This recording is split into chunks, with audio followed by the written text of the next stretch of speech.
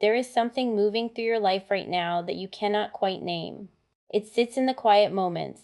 It wakes you at 3 in the morning. You have felt it building, this pressure behind your ribs, this sense that something enormous is about to crack open and reveal itself. And you are right. You are absolutely right. Because what is coming for you was never meant to stay hidden. What is coming for you has been watching from the shadows, calculating, feeling, burning with a recognition that neither of you can fully explain. This reading found you because you are ready to hear it. Not everyone is. But you have always known you were different. You have always sensed that your spiritual depth ran deeper than what people could see on the surface. And now that depth is about to surface in ways that will change everything. I am Juliet, and I do not do surface level readings. I read what lives beneath the skin of things, what pulses in the spaces between words, what people are too afraid to admit even to themselves. If you clicked on this title, if something in you responded to these words, trust that response. Your higher self is not playing games right now. Neither am I.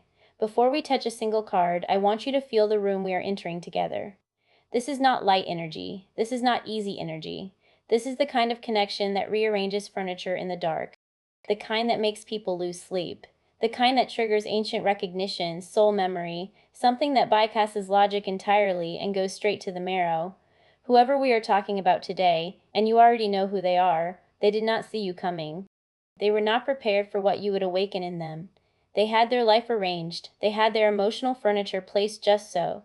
And then you walked in, or you spoke, or you simply existed in their field, and nothing has been stable since. That is the atmosphere we are working with. Obsession dressed in ordinary clothing. Longing that masquerades as irritation. Attraction so intense it frightens them into silence. They are feeling things they do not have language for, and that disorients them. That makes them dangerous and beautiful and completely unpredictable. Now we begin. The breakthrough is near. This first card lands like thunder that has not quite sounded yet. You can feel the electricity in the air, the hair standing up on your arms. Something that has been stuck, blocked, buried under layers of fear and hesitation is about to move. For you, this breakthrough is internal first. You are breaking through your own ceiling. The limitations you accepted as permanent are dissolving. But for this other person, the breakthrough is equally imminent and far more terrifying. They are standing at the edge of a cliff they did not know existed until you showed them the view. Everything they believed about their own emotional capacity is being tested. They have been holding back a flood with bare hands, and their arms are shaking. The breakthrough is near means the dam is cracking. It means the conversation they have rehearsed 1,000 times in their head is about to become real. It means the feeling they have been compartmentalizing, labeling as something safer than it actually is about to demand to be named. They are not ready. No one is ever ready for this magnitude of feeling. But ready or not, it is coming. And when it arrives, it will not ask permission. It will simply rearrange the landscape. Slow down and listen. This second card is urgent. It is a command from the universe to stop moving so fast through your own life that you miss the signals being broadcast directly at you. This person is speaking to you constantly, not always with words, sometimes with absence, sometimes with presence that feels electric, sometimes with the specific way they go quiet when you enter a room. You have been so focused on your own forward momentum, on proving yourself, on achieving the next thing, that you have not fully registered how carefully they are studying you. Slow down and listen means their silence is loaded. Their hesitation is information. The way they mirror your movements, the way they remember details you mentioned in passing 6 months ago, the way their energy shifts when someone else gets too close to you, these are not coincidences. They are data points. They are love trying to find a way through a mind that has been trained to distrust love. When you slow down, you will hear what they are actually saying beneath what they are actually saying. You will notice the frequency of their attention. You will recognize that this is not casual interest. This is someone who has been tracking you like you are the only signal in a world of static, and they are exhausted from the effort of hiding it. You are more powerful than you realize. This third card is the mirror they are afraid to look into directly. You have been walking around believing you are still becoming, still arriving, still waiting to be enough. And all the while, you have been radiating a power that destabilizes people. This person feels it acutely. They sense that you are not operating from the same rulebook as everyone else. Your spiritual rank, your energetic authority, it intimidates them even as it draws them in. They have encountered people who wanted things from them before: attention, validation, security. But you want nothing, and somehow that is the most terrifying thing of all. You are more powerful than you realize means you do not need to chase. You do not need to convince. You do not need to perform. Your presence is the performance. Your existence is the argument. And this person knows, on some cellular level, that if they step fully into your field, they will be transformed. They will have to become someone new to match your frequency. That is why they hesitate. That is why they circle. They are measuring whether they have the courage to be changed. Rest is productive. This fourth card is where the psychology gets interesting.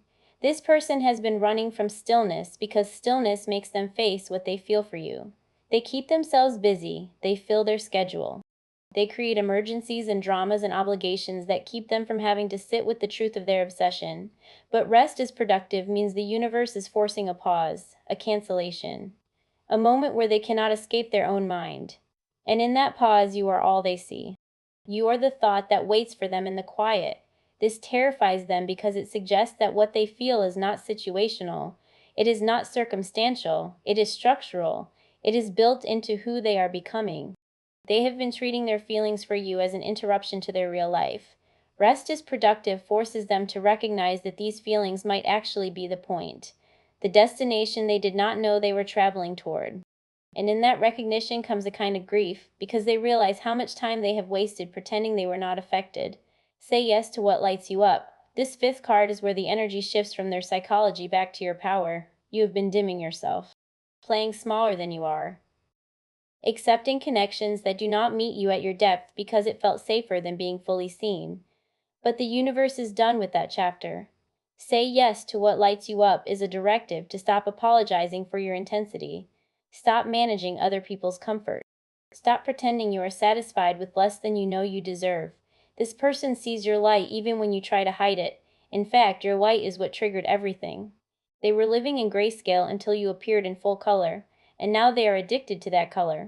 They are studying what illuminates you so they can become a source of it. They want to be the reason your eyes brighten. They want to be the permission you give yourself to shine without restraint.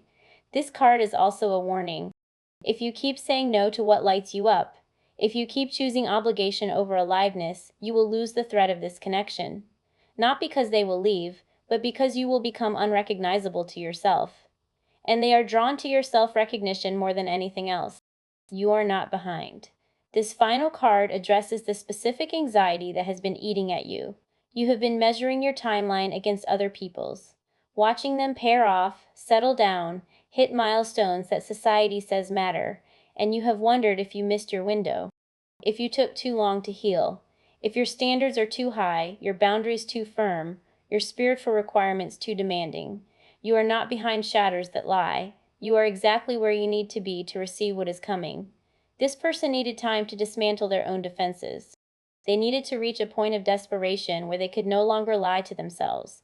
They needed to become humble enough to approach someone they recognize as spiritually superior to their old patterns. Your timeline is not delayed, it is precise. And their obsession has been growing in direct proportion to your refusal to settle. Every time you chose yourself over a convenient connection, you became more magnetic to the person who could actually meet you. You are not behind. You are being prepared for a pedestal you did not ask for, but are absolutely ready to occupy. Now we go deeper. Why is this so intense for them? Why you? Why now? The answer lives in the architecture of recognition. You represent something they lost along the way. Not necessarily a person, though it might be. More likely, you represent their own potential, their own authenticity, the version of themselves they abandoned to survive. When they look at you, they see what is possible when someone refuses to compromise their soul for safety. And that vision is unbearably attractive because it is also unbearably true. You trigger their deepest insecurity, which is that they have been living a smaller life than they were designed for. And simultaneously, you trigger their deepest hope, which is that it might not be too late to change. This is why they cannot look away. This is why they gather information about you like evidence in a case they are building against their own resistance. They are trying to prove to themselves that you are not as extraordinary as you seem, that they can categorize you, diminish you, file you away under manageable headings. And every piece of evidence they gather proves the opposite. You are more complex than they assumed, more grounded than they expected, more spiritually fortified than they know how to handle. Their obsession is not just about wanting you, it is about wanting to become what you reflect back to them. What are they hiding? Everything. They are hiding how often they think about you when they are with other people, how they compare everyone's energy to yours and find everyone else lacking. They are hiding the way they position themselves to see you enter rooms, the way they have memorized your patterns, your preferences, the specific cadence of your speech. They are hiding that they have already imagined multiple futures with you, futures they dismiss as fantasy even as they return to them nightly. They are hiding their fear that you will see through them, that you will recognize their obsession and find it pathetic, or frightening, or simply unwelcome. They are hiding that they have never felt this level of intensity before, and they do not trust it. They suspect it might be pathology rather than love. They wonder if they are losing their mind.